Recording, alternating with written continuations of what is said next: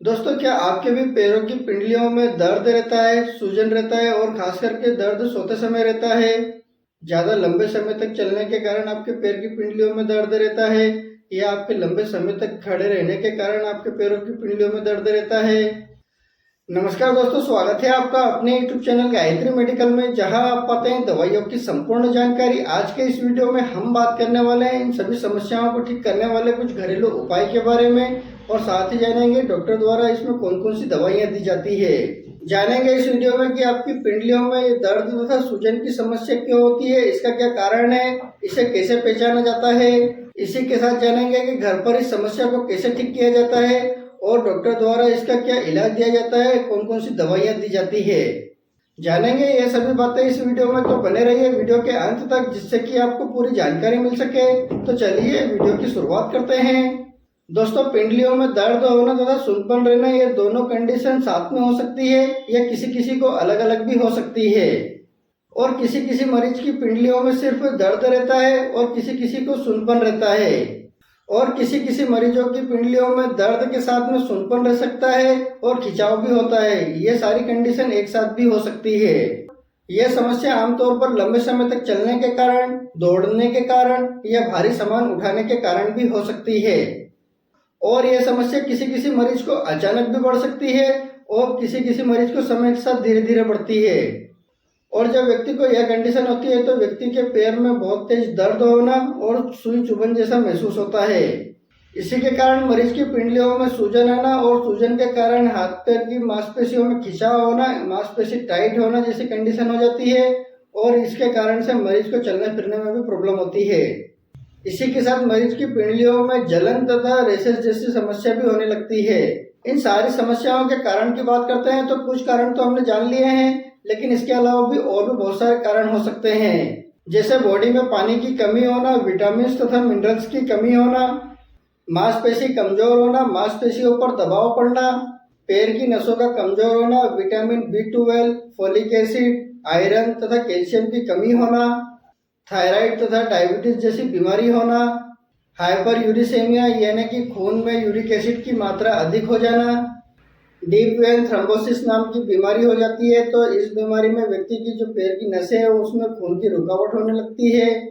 Varicose vein नाम की बीमारी हो जाना, इस प्रकार के ये सारे कारण हो सकते हैं।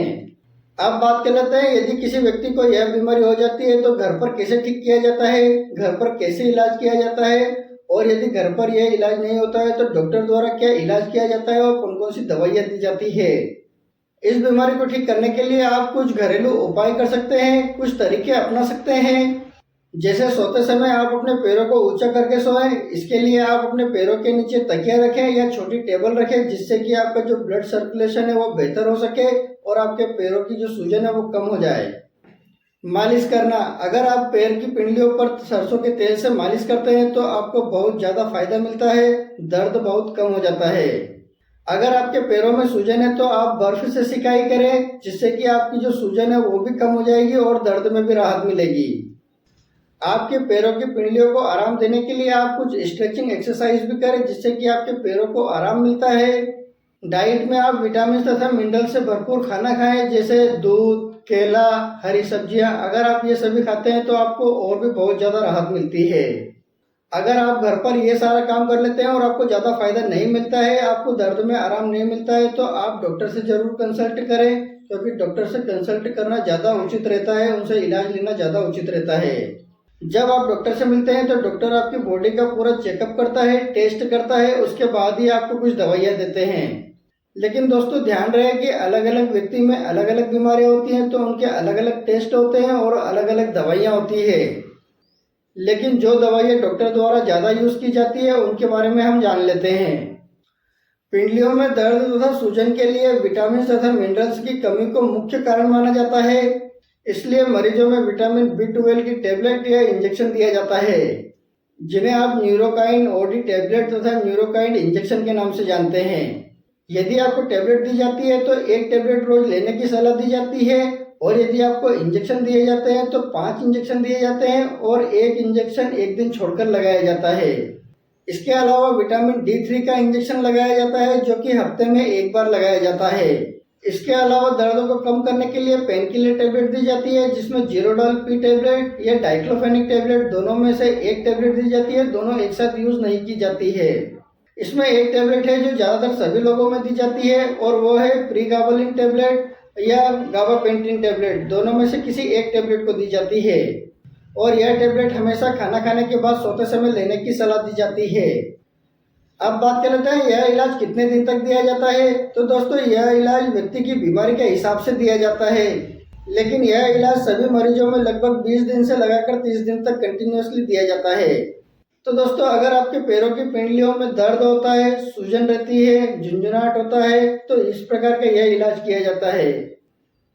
दोस्तों यहाँ पर मैं आपको कुछ बातें बताना चाहूँगा कि यदि आप एक्सरसाइज करते हैं, वॉक करते हैं, रनिंग करते हैं तो आपको ये सारी प्रॉब्लम नहीं होती है। साथ ही आप अपने डाइट को भी अच्छे से मेंटेन करें जिससे कि आपको ये सारी प्रॉब्लम ना हो। तो दोस्तों ये था आज का वीडियो। यदि वीडियो इन्फॉर्मेटिव लगा हो तो वीडियो को लाइक करें, शेयर करें और चैनल को सब्सक्राइब करें जिससे कि और भी लोगों को जानकारी मिल सके।